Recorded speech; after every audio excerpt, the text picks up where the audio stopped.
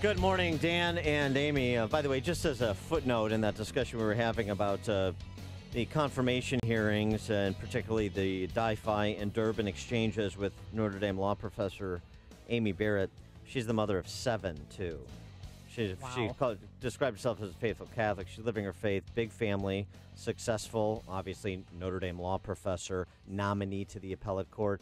This is everything that the feminist movement talks about with the kind of the woman who has it all and does it all, isn't it? Yeah. And yet, did anybody come to her defense when she was being excoriated in a room temperature tone of voice, but excoriated nonetheless because she's a Catholic and she takes her faith seriously?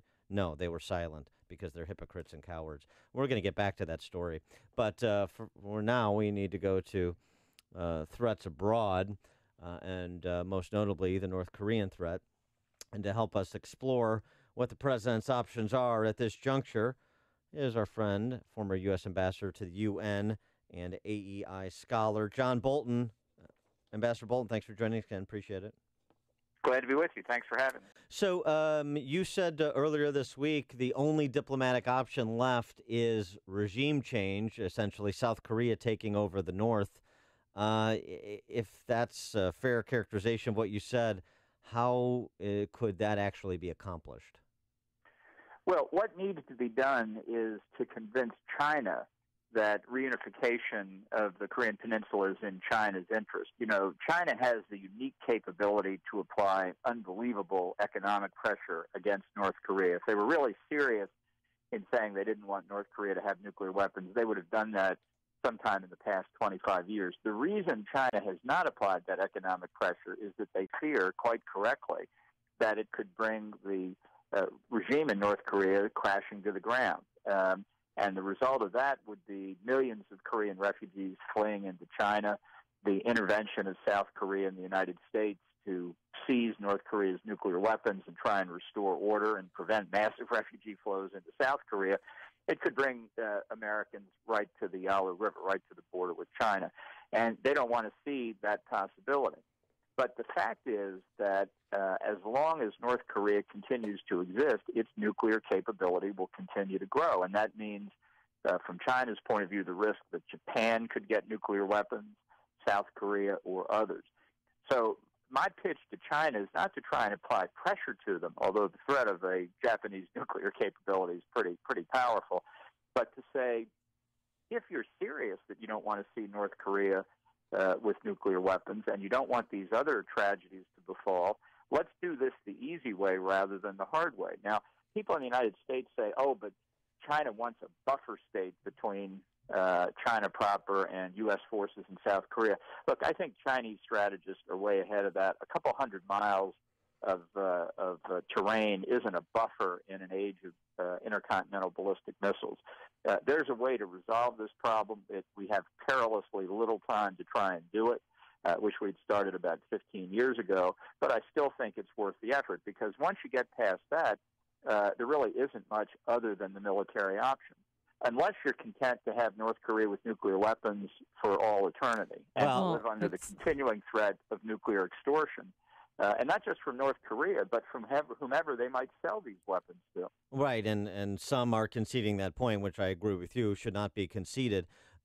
Gordon Chang, who's an academic in this space, has written a lot about China in particular, suggests that there are things that can be done still on the kind of economic front that would be debilitating to China, including a full UN embargo on North Korea, total UN embargo on North Korea, and essentially going after the Chinese banks so that we can't be instead of pleading with the Chinese to intervene, we start to impose a cost on them for not intervening.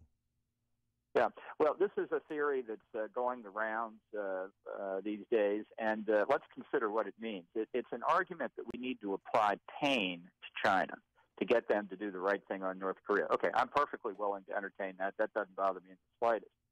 But in dealing with a huge economy like China, in order to do something more than just irritate them, you have to apply really sweeping sanctions. So let's say no involvement by Chinese financial institutions in the United States. That would be painful to China. It would also be painful to the United States. And the minute that was announced, the chairman of Goldman Sachs, the chairman of J.P. Morgan, the chairman of Morgan Stanley, the chairman of Citibank, the chairman of Wells Fargo would be on the phone to the president saying, "What are you doing?" The fact is, sanctions work, particularly against big economies, when you impose real pain and you are willing to bear the pain that your economy also suffers from cutting off economic interchange. Now, if anybody thinks the American business community is into pain, I'd like to have a word with them. So I just think as a theoretical possibility, sure, it might make sense. But imagine, suppose we said, all right, we're going to cut them off from cyber commerce, Amazon, Google, Facebook. They'd be all over Washington. The American business community, I think, is just not on board for this, which is why I think ultimately, while it might give us some comfort to apply a little pain to China, might make us feel good, what we really need to do is appeal to China's self-interest and say, look, coldly calculate what it means to you to have this rogue state developing deliverable nuclear weapons on your border compared to an alternative outcome that still leaves you secure, but which removes this threat from East Asia. Well, what about Russia's idea to have a freeze for freeze? North Korea freeing their nuclear program where we freeze military exercises with the U.S. and South Korea. Well, if you're on North Korea's side, it's a great idea. In the past 25 years, the North Koreans have multiple times promised to entirely give up their nuclear program, and they've lied about it every time. This is a society that's determined to have deliverable nuclear weapons, and there are really only, to me, two acceptable outcomes here. Either that regime disappears or their nuclear weapons disappear. If we end up, let's say, a year from now, with that regime still in power, still pursuing deliverable nuclear weapons, but which by then they may well be able to range all across the United States, we have lost. I want to just switch gears and ask you about this piece that was written by Johns Hopkins professor Michael Vlahos about Sebastian Gorka and his departure as part of the Trump foreign policy team, if you will. And he in the piece, he's critical of Gorka in terms of his foreign policy chops, his understanding of Islam, and so forth. But that's not really the point. The interesting thing that he makes, is about the courtier class that he essentially intimates runs the foreign policy establishment in D.C.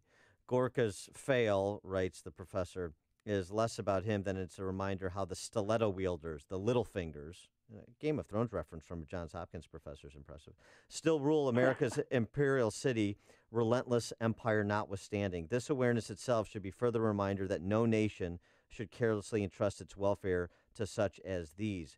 He talks about kind of inside the foreign policy establishment elites, part of the royal court that is always part of the royal court regardless who the president is. And Gorka, who was supposed to be at minimum a signal to the America First perspective on geopolitical matters, was a casualty to them, suggesting that their preeminence remains despite the change in power in the Oval Office. Yeah, well, I think there is a foreign policy establishment in the United States, in Washington and New York and elsewhere, and it's the establishment that's got us into the desperate straits we're now in with countries like North Korea and Iran, that doesn't understand the strategic threat posed by China and the continuing strategic problems posed by Russia. This is the establishment is what comes up with the consensus. Well, it's the consensus view that we need to apply economic sanctions to North Korea, and that's all true. And it is like any establishment, deeply rooted in the bureaucracy, which has its own culture in Washington. It persists unless somebody demonstrates leadership to change its direction. And I think this is one of the problems in the Trump administration, is that it has not put in people throughout the bureaucracy who share the direction that Trump wants to go in and are able to carry out his policies deep within the bureaucracy itself. I mean, it's perfectly natural, if you think about it, that on January the 21st of this year, the day after Trump was inaugurated, the bureaucracy left to its own devices, will pursue precisely the same policies it was pursuing on January the 19th. And it will do that on January the 22nd and January the 23rd until somebody says, change direction. And even then, it's like turning a big aircraft carrier around. You can't do it overnight. And I think part of the problem that Trump is facing, particularly in national security, less so in some of the domestic departments, is that there aren't enough people in place out in the bureaucracy or even at the NSC and the White House who understand the different direction and priorities that he has. So in that sense, obviously, it's a management problem as much as anything else. He is the always insightful former U.S. Ambassador to the UN, John Bolton. Ambassador Bolton, thanks again for joining us. Appreciate it. Well, thanks for having me. And he joined us on our turnkey.pro answer line. Hear about